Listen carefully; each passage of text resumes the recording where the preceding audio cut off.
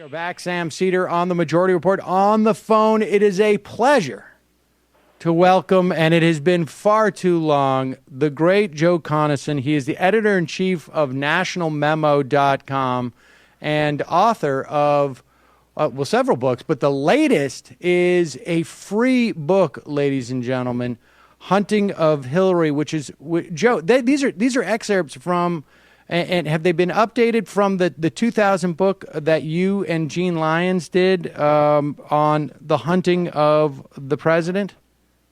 So, yes, and it's a pleasure to be back with you, Sam. Gene and I looked at what was happening in this election cycle, and we decided that lots of people would hear about Clinton scandals and would hear that, Hillary Clinton had been involved in something called Whitewater, and would have no idea what any of that meant. And worse than that the mainstream media and certainly the right-wing propaganda machine would cast all that in a very bad light that we didn't think was appropriate based on, our earlier reporting. So Gene and I approached the publisher of The Hunting of the President. We said, look, we'd like to excerpt the parts that are relevant to Hillary Clinton from our book, which was a national bestseller in 2000, and present that to the public in an ebook now, in the most usable current format, for free. And they generously agreed to do that, even though the book is still in print. And that's what we did. We pulled out the stuff that was most relevant to her from the whole Whitewater investigation. And I know you remember that, Sam, because you're a geezer like me almost. Yes. And we added a new introduction that sort of sets it in the context of the current moment and the Benghazi Committee and the other the emails and the other so-called scandals that have been dogging her over the last several months. And we also added, just for fun, an appendix, Where Are They Now? So that once you kind of understand who the dramatis personae are in the old Clinton scandal narrative, you can see what happened to them, which in many cases is pretty funny. I mean, for instance, Kenneth Starr, who was the independent counsel appointed by Republican judges to investigate Whitewater, who botched it so badly, has, among other things, represented Jeffrey Epstein, the accused pedophile billionaire. Right. So there are things like that, and it's quite a lot of fun. All right, and it's free. It is required reading in this office, and as I told you when I sent you an email, yesterday, the names McDougal's came up, and even we on this program still talk about the whole Vince Foster thing, which and on some level, there are sort of different levels of this, and I don't want to spend too much time. But to talk about that era, it really has been one insane era after another in many respects. And I want to talk also about the sort of the difference, because it doesn't have the same, these things don't work as well as they did then. But what is amazing to me is, we've got a couple of I've got producers who are in their 20s. We pulled a clip from Dana Loesch. This was a couple months ago or something, where she was talking to one of the FCC commissioners who was going around in the net neutrality fight. None of this stuff is relevant, except for the fact that at one point she just said to him, "You got to be careful, they may Vince Foster you," and talking about the administration, and left it at that. And the thing is that the vast majority of Americans would have absolutely no idea what that means. But there is... Dana Loesch, I guess for listeners who may not know, is a particularly nutty Tea Party person and I guess radio personality. Right? Yes, but she's in her 20s or 30s. I mean, the point is that there's an entire subculture out there where her saying that word, Vince Foster, as a verb, means a whole sort of like, it opens up this whole sort of, like this, it's as if you went through this cave and you get it to the other side and all of a sudden it opens up and it's like that sort of green, sort of like leprechaun world, except for in this case, it's just like a much darker, conspiracy-filled world where there's an entire new sort of set of laws about physics and gravity, and it's just insane. But there's a huge percentage of the population that knows exactly what she's talking about, and it really is what you cover in your book. Yes.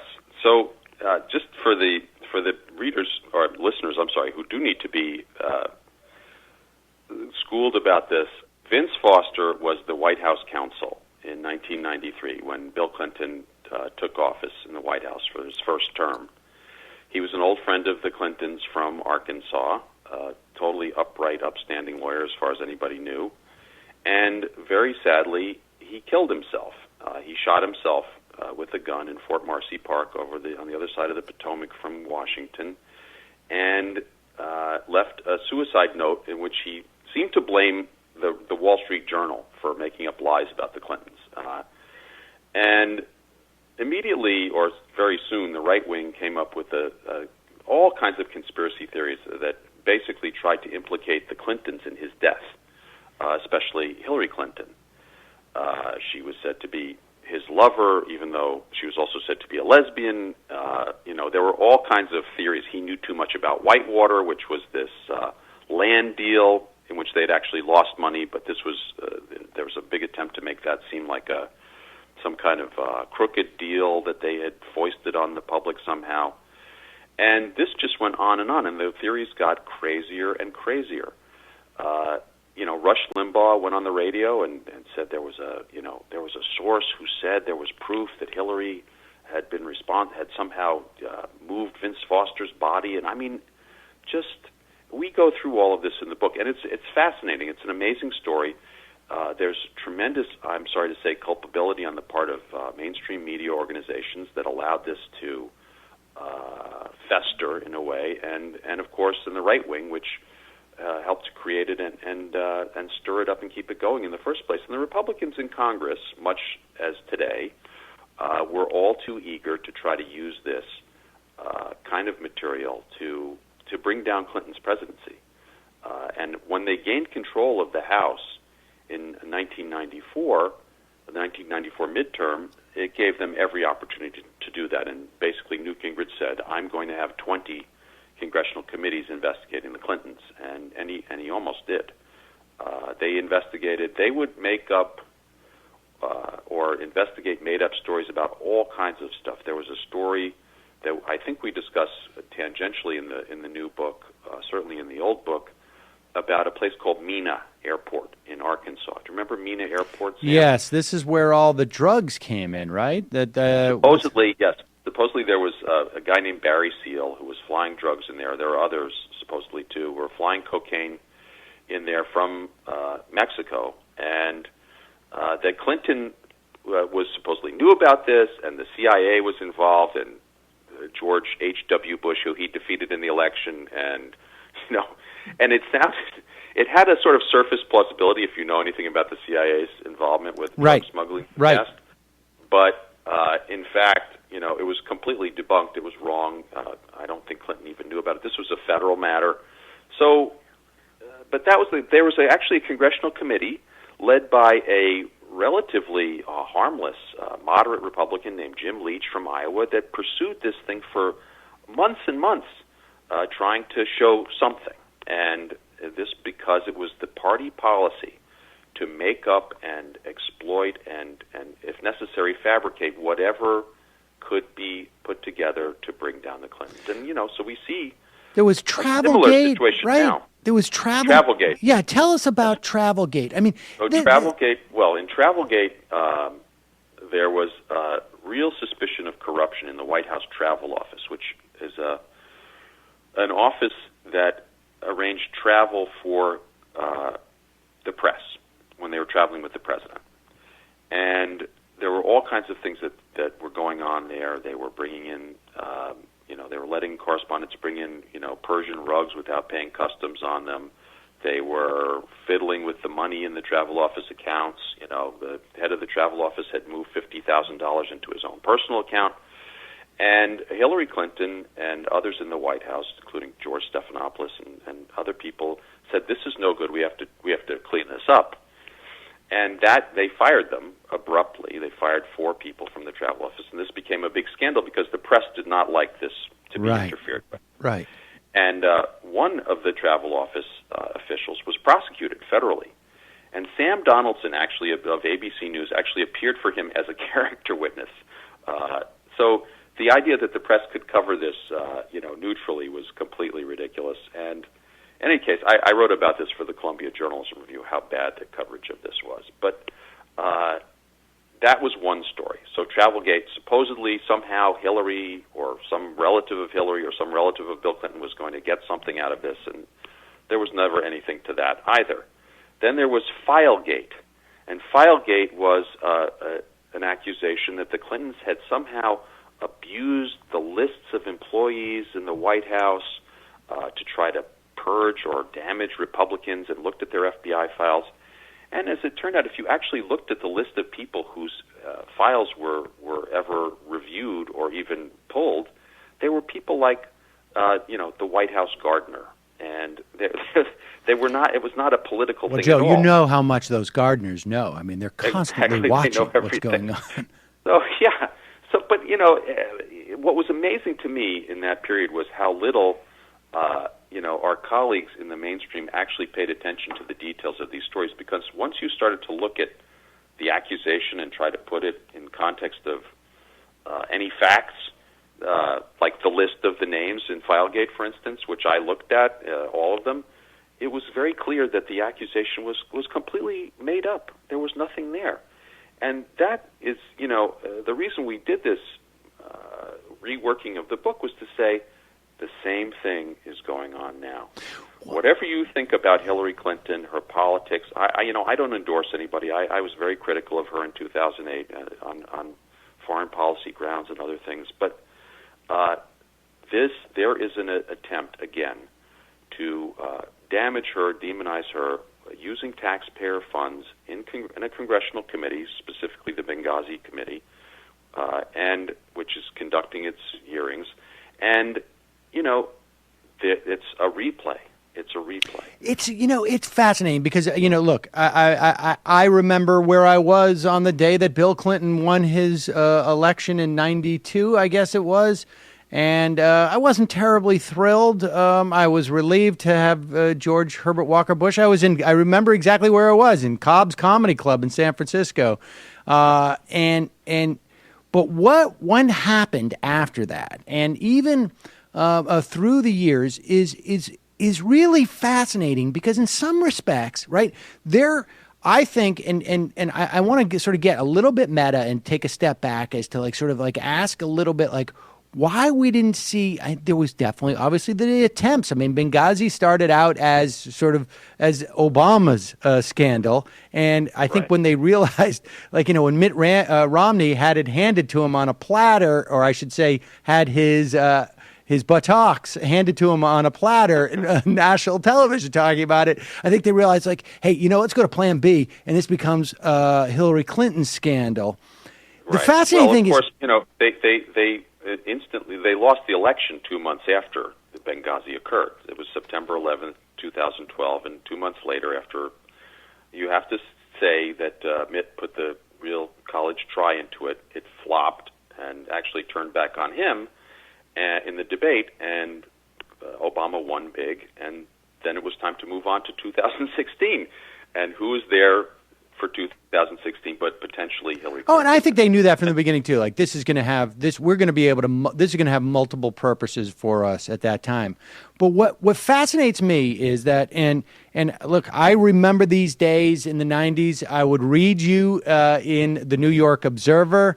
And I would meet you years later, but I would read you constantly at that time.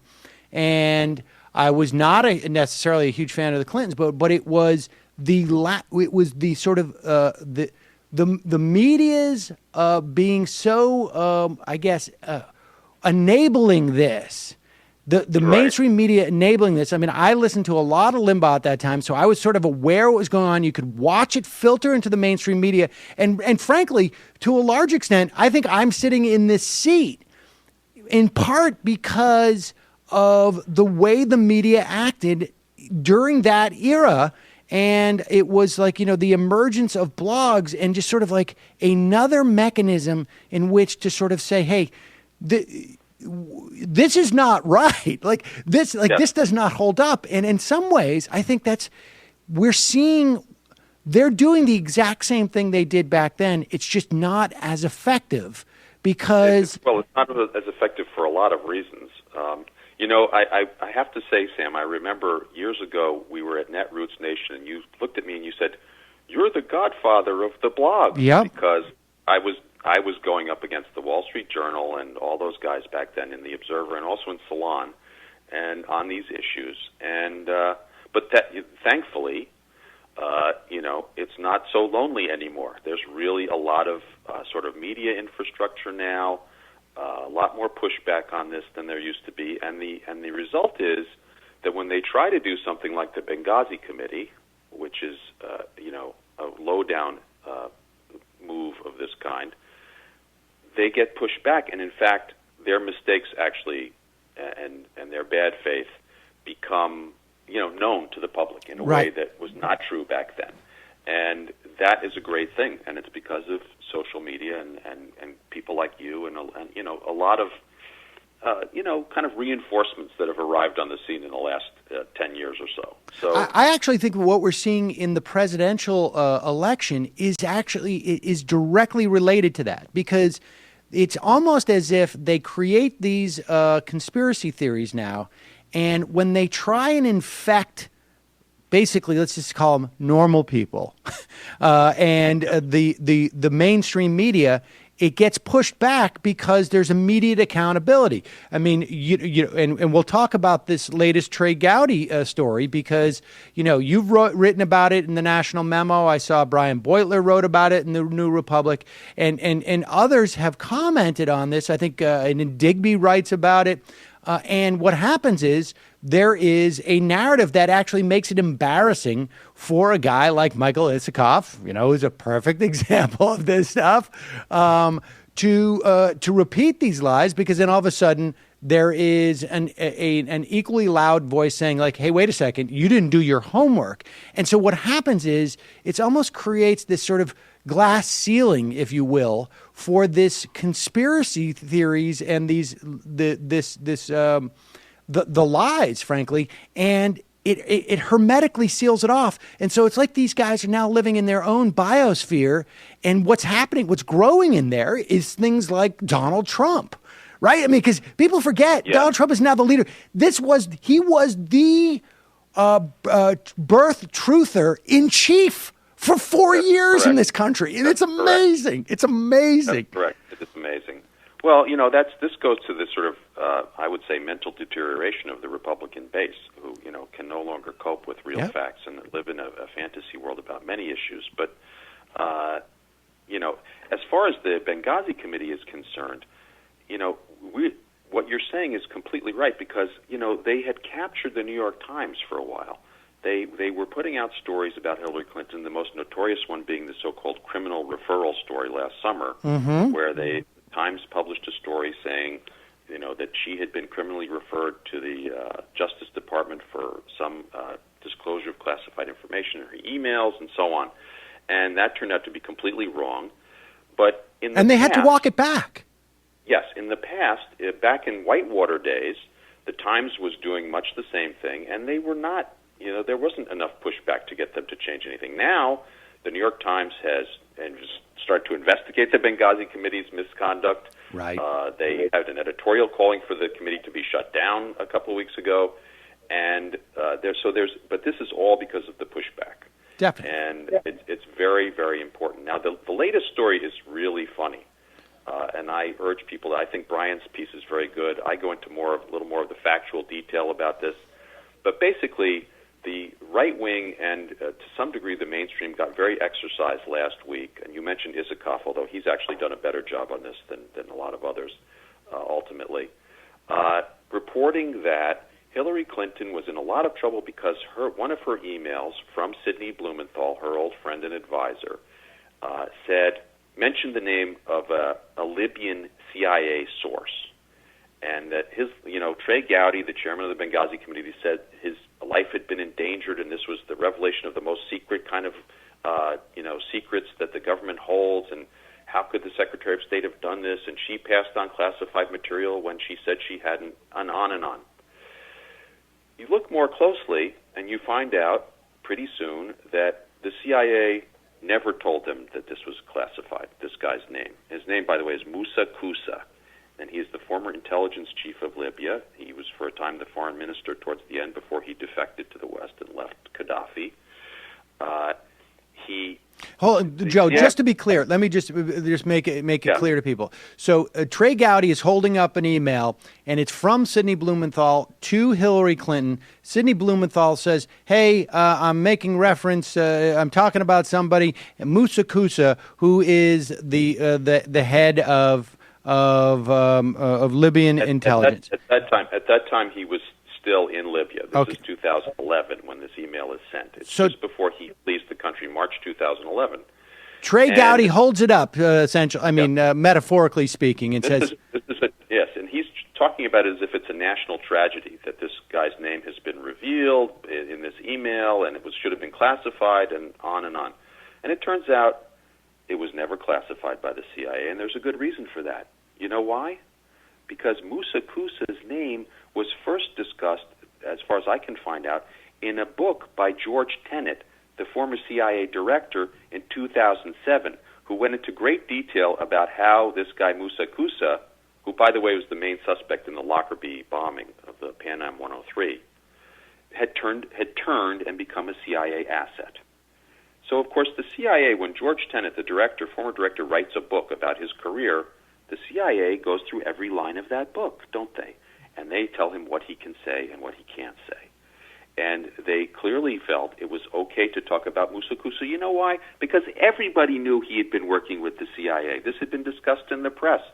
So now, this is not to exonerate George Tenet for a host of other issues. No, I'm just talking about the fact that the ridiculousness of Trey Gowdy, trying to make it sound as if some valiant, CIA source or officer had been endangered by the nefarious Hillary Clinton and Sidney Blumenthal, when in fact this is a guy who everybody has known was working for the CIA for 10 years. But even more relevantly, the CIA reviewed this specific email, right? I mean, so it wasn't like the Trey Gowdy, like he didn't do his homework. It was also like the CIA had already reviewed that. He must have known that.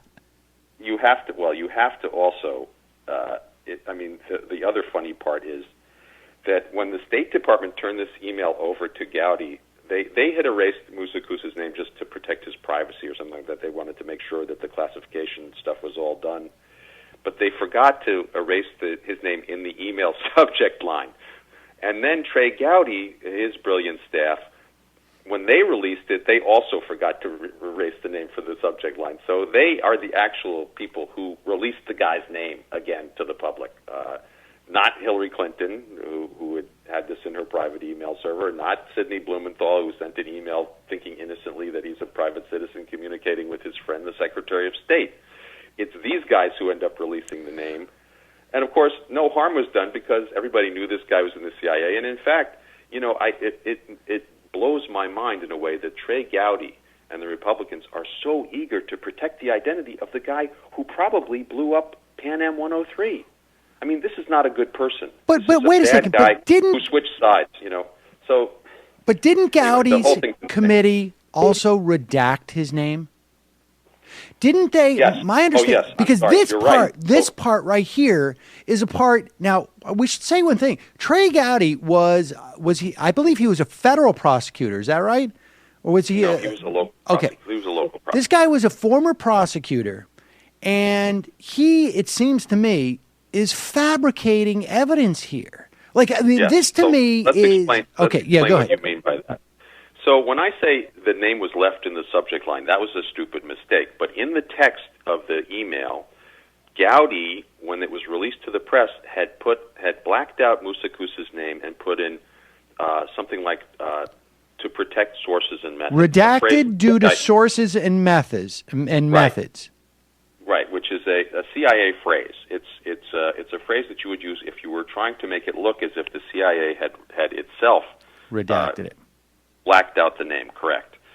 So, so on the other day, Elijah Cummings, who's the ranking Democrat on the Benghazi committee, sent a letter to Gowdy saying, "You blacked out this name and tried to make it look as if it was the CIA to hype your supposed discovery of this email." And in fact, that's apparently what happened. So let me just be clear on what Gowdy had some answer to that, but it will be interesting to see what happens, because you're right. This is, there's actually a federal statute that makes it a criminal offense to deceive the Congress, even for a member of Congress, if they do this in the course of an investigation.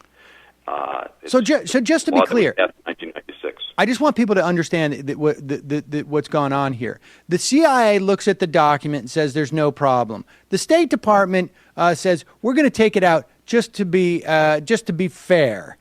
They accidentally leave it in. Gowdy gets in there. He redacts it, makes it appear as if the CIA had redacted it, which would substantiate his claim that this email contained classified information that the CIA would not want released. But he Correct. did the redacting and pretended. And that is just...